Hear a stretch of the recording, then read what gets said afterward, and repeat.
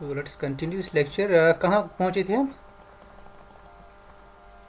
Sir हमने first property verify की Okay, थी, अब okay, दूसरी okay. प्रॉपर्टी देखिए। Okay, first property हमने verify की थी. Second property, now the second property, we have to show that it's closed under finite intersection. Second property. So for this we must choose two members at least, maybe different or same from S. Then what can you say about their intersection? Any guess?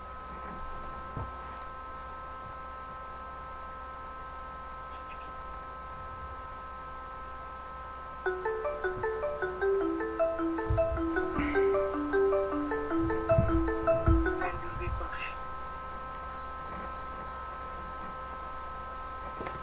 इसमें देखिए दो possibilities है. अगर ये suppose equal होगी, ए और B अगर क्या होगी, इक्वल होगी, तो उस केस में इंटरसेक्शन या तो ए आ जाएगा या B. B. If A is equal to B, तो उस केस में ओबियसली ये इसमें है ना, एस में ही. अब अगर ये इक्वल नहीं होगी तो ये क्या होगी फिर? What's F? It's a collection of disjoint subsets of X. तो मगर दैट में अगर आप उसमें एफ में दो डिस्टिंक्ट मेंबर्स लोगे, वो ओबियसली क्या होगी? डिसजॉइंट. आपको बात समझ आ रही है? हाँ सर, वो डिसजॉइंट। ये डिसजॉइंट होगी ना. So this is equal to empty set if a is not equal to b. So thus और दोनों चीजें s में है, a भी s में है और एम्प्टी सेट भी s में है. So thus this a intersection b belongs to s. Now third property. Again we choose two members a b. Let these two members belongs to, let's choose these two members belongs to s.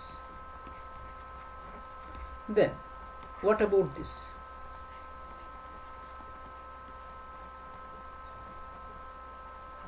अब दोनों possibilities दोगे, A equal to B and A not equal to B.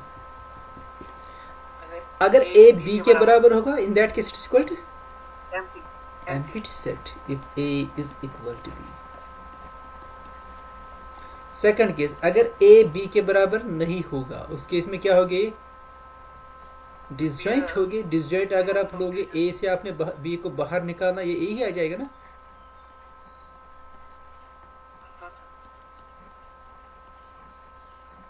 आप ए और B disjoint है इस case में. Disjoint का मतलब है कि इनमें कोई भी कॉमन एलिमेंट नहीं है, तो आप बी को ए से बाहर निकालो, इस पर कोई फर्क नहीं पड़ेगा. It's still equal to A. ये सारा ए ही रहेगा.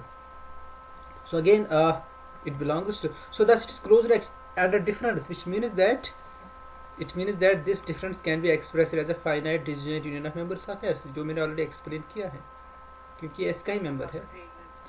So thus this S is a summary. Yes, S is a summary.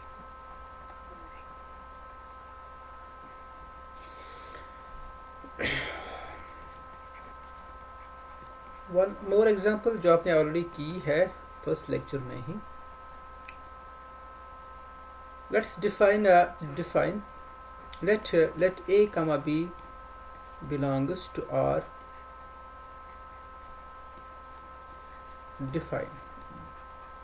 define this semi-closed interval. It's equal to the empty set if this a is greater or equal to b, and it's equal to the set x such that a less or equal to x, less than b, if a is less than. Okay, now let's choose this s. S is equal to these closed intervals.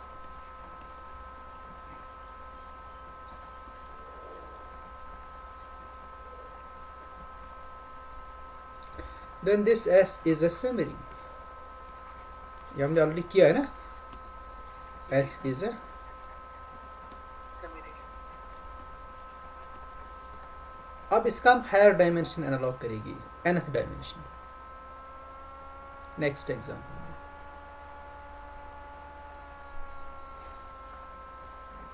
So this already done है, ये यहाँ पर हम नहीं करेंगे, ये आपने already किया है. हाँ सर. और ये समीरिंग बहुत इम्पॉर्टेंट है, क्योंकि यहाँ से आप एक्चुअली आर के किसी भी सबसेट के लिए मेजर डिफाइन करोगे. This is very important, this is the concrete example actually. बाकी जो आपने एग्जांपल्स दिए हैं ना वो एब्स्ट्रैक्ट है, मतलब आप सारे सबसेट लेते हो, आप दो ही सेट्स लेते हो. आपने डिसजॉइंट आपने लिया है, डिसजॉइंट मेंबर्स आपने लिए है, डिसजॉइंट सबसेट्स ऑफ एक्स. तो they are actually abstract things, but this one is the concrete thing. तो ये आगे आप अप्लाई करोगे है ये एग्जांपल. तो this very important this one.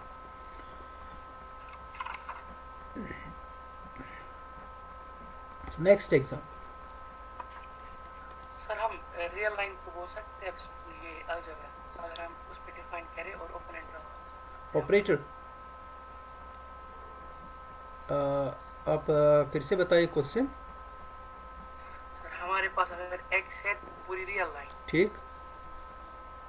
Sir semi-real मतलब सॉरी ये जो ए हम डिफाइन करेंगे वो होगा ओपन इंटरवल. तो उसमें क्या होगा अगर हम दो ओपन इंटरवल का इंटरसेक्शन नहीं वो फायर है. ऑपरेटर आप कह रहे हो, आप ऑपरेटर कह रहे हो.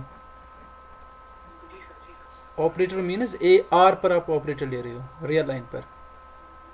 हाँ सर. हाँ फिर बोल रहा हूँ वो हम एग्जांपल दे सकते हैं इसमें अलजेब्रा में. देखिए अलजेब्रा मतलब मुझे आपका एक्चुअली पूरा क्वेश्चन समझ नहीं आ रहा. मतलब आप कह रहे हो कि मैं एक्स आर लूँगा, ठीक है, मैं यहाँ पर लिख देता हूँ, आप साथ साथ मुझे बता देना. ये है एक्स हम आर लेंगे. ओके ठीक सर. तो इस पे अगर हम डिफाइन करेंगे डिफाइन करेंगे हम ऑपरेटर इस पर. ए है. What do you mean by operator here? जैसे हम यहाँ पे हम एस कर रहे हैं डिफाइन, ये ओपन फुल ओपन होगा. हाँ हाँ वैसे सेमी. हम दिखाएंगे वहाँ पे वो ओपन सेट्स होंगे. मतलब ए लेगी हम क्लास ऑफ ओपन सेट्स. हाँ सर. ना आप मतलब मैं सही समझ रहा हूँ आपको, ए लेगी हम क्लास ऑफ ओपन सेट्स. हाँ सर. मतलब ओ such that O is open. Open in R, open subset of R. जी सर. ओपन सेट से ओपन इंटरवल. हाँ? जी सर. फिर अगर इनका यूनियन देंगे वो आ सकता है या फिर एक्स भी आ सकता है, एम की भी आ सकता है. वो हाँ. क्लोज्ड होगा अंडर फाइनाइट यूनियन भी. पूरा होगा. ऐसा हो सकता है कि वो अलजेब्रा हो सकती है. नहीं अलजेब्रा नहीं है ये. It's not algebra. It's not algebra. और इसका रीज़न ये है, मैं ये दो ओपन इंटरवल्स लूँगा क्योंकि दोनों ओपन सेट्स है.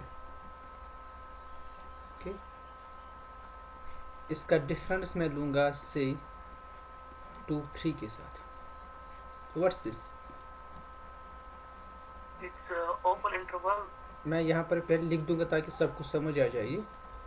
1 से लेकर 5 तक मैंने लिया है ओपन इंटरवल, उसमें से मैंने 2 3 को बाहर निकाला. तो अब ये क्या है? It's it will be a union of it's sorry it's not closed here. Open है. इट्स ओपन ऑन 1 बट 2 को आप बाहर नहीं निकालते हो, so it should be closed on that. Then union union closed at 3 and 5. And open at 5. Okay या तो ये जो आप कह रहे हो कि देखिए इसको अलजेब्रा होने के लिए क्या होना चाहिए या समीरिंग होने के लिए क्या होना चाहिए? This difference should be equal to finite disjoint union of members of A, है ना? बट वो तो क्या है अभी हमें पता नहीं कि वो आ रहा है कि नहीं आ रहा, वी डोंट नो. बट अगर सपोज ऐसा ट्रू है, अगर हम इसको एक्सप्रेस कर सके, तो मैथमेटिक्स का एक अपनी टेक्निक होती है ना करने की. आप यहाँ से तो आ रहा है कि यहाँ से लग रहा है कि नहीं है, मगर कोई और रिप्रेजेंटेशन तो इसकी हो सकती है. तो आपको स्ट्रांग आर्गुमेंट देना है कि क्या ये पॉसिबल है या नहीं है. इसके लिए आपको स्ट्रॉन्ग आर्गुमेंट देना है। तो आप क्या करोगे, आप मानोगे सपोज ऐसा पॉसिबल है, हम इसको कर सकते हैं एक्सप्रेस है। तो अगर हम ये पॉसिबिलिटी मान लेंगे कि ये पॉसिबल है, हम कर सकते हैं express as the finite disjoint union of members of A. मगर ए में क्या मेंबर्स, ए में ओपन सेट्स है। तो इसका मतलब है कि आप इसको कर सकते हो express as a finite disjoint union of open sets, but then this will be an open set. उस केस में फिर ओपन सेट हो गई, because finite union of open sets again an open set. तो अगर ये ओपन सेट तो फिर ये भी ओपन सेट होगा जो यहाँ से आपने जो लिख दिया, क्योंकि ये इसके बराबर है। But this one is not an open set. और इसका रीजन क्या है, ये क्यों नहीं ओपन सेट है?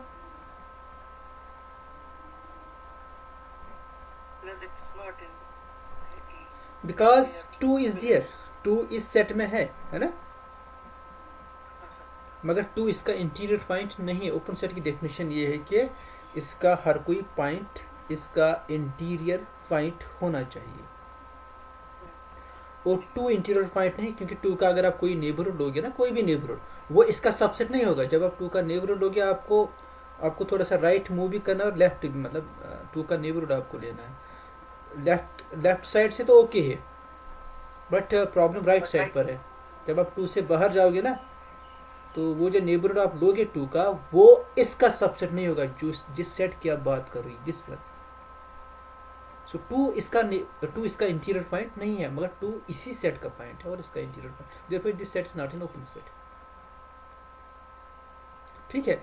और अगर आप मानोगे कि ये समिरिंग है, तो समिरिंग मानने के लिए ये ओपन सेट होना चाहिए, and it's not an open set. So therefore this collection is not a semiring, it's not a समिरिंग।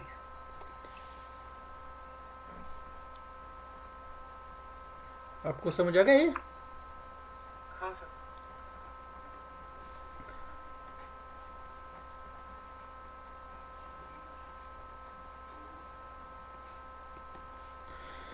Example, one more example. Let's take this x to be Rn.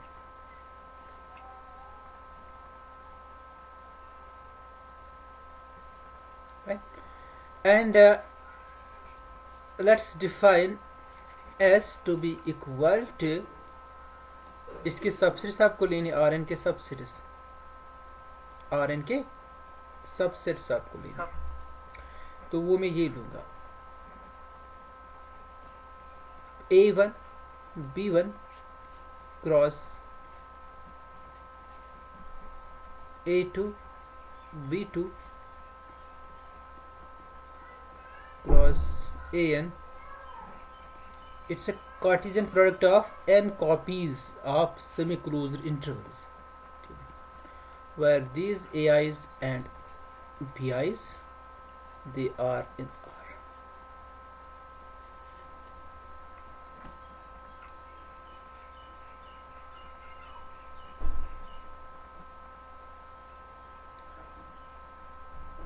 तो अगर आप किसी को इसमें परेशानी हो रही, मैं 2 के लिए आपको इलिस्ट्रेट करूंगा ये कैसे सबसेट से R2 के सबसेट, क्योंकि S होना चाहिए class of subset of Rn है। तो अगर आप R2 में जाओगे, R2 में, this is your R2 plan, उसमें आपको जो है take the product of 2 copies of semi closed intervals R2 में। तो Rn में आपकी n कॉपीज दी है। तो जब मैं 2 कॉपीज लूँगा प्रोडक्ट की, A1 B1, और दूसरा मैं लूँगा सपोज यहाँ से A2 B2, जब मैं इनका क्रॉस प्रोडक्ट लूँगा वो क्या आ जाएगा, वो आ जाएगा ये। तो आपको ये करना है actually, this one then this. So this is your cross product, this one, this rectangle actually. So in that case actually this is the class of rectangles, और इस साइड में एक क्लोज है, यहाँ से क्लोज है ये, but open on that side, तो यहाँ से ओपन है, because B1 is not contained in this set and B2 is also not contained in this set. A1 और A2 तो है सेट में, इसलिए यहाँ से क्लोज होगा। हाँ, यहाँ से तो इस टाइप के रेक्टेंगल्स होगी। अगर आप R2 लोगे x इक्वल टू R2, फिर आप S लोगे ऐसा A1 B1 cross E2 B2, ये सारे। So then this S is consisting of all these rectangles. All these rectangles. So this is for n equal to 2. For n equal to 2. और इसको मैं denote करूंगा। देखिए मैं एक्चुअली इंडक्शन से prove करूंगा। पहले मैं n इक्वल टू 1 के लिए इसको प्रूव करूंगा, फिर मैं अज्यूम करूंगा n k के लिए ट्रू है, फिर मैं k प्लस 1 के लिए करूंगा। तो उसके लिए मैं क्या करूंगा, मैं इसको Sn से डिनोट करूंगा। Sn से पहले मैं प्रूव करूंगा S1 समिरिंग है, इसके बाद मैं अज्यूम करूंगा कि सपोज Sk है समिरिंग, और मैं प्रूव करूंगा Sk प्लस 1 भी समिरिंग है। एक मिनट। तो बस आज इतना ही है।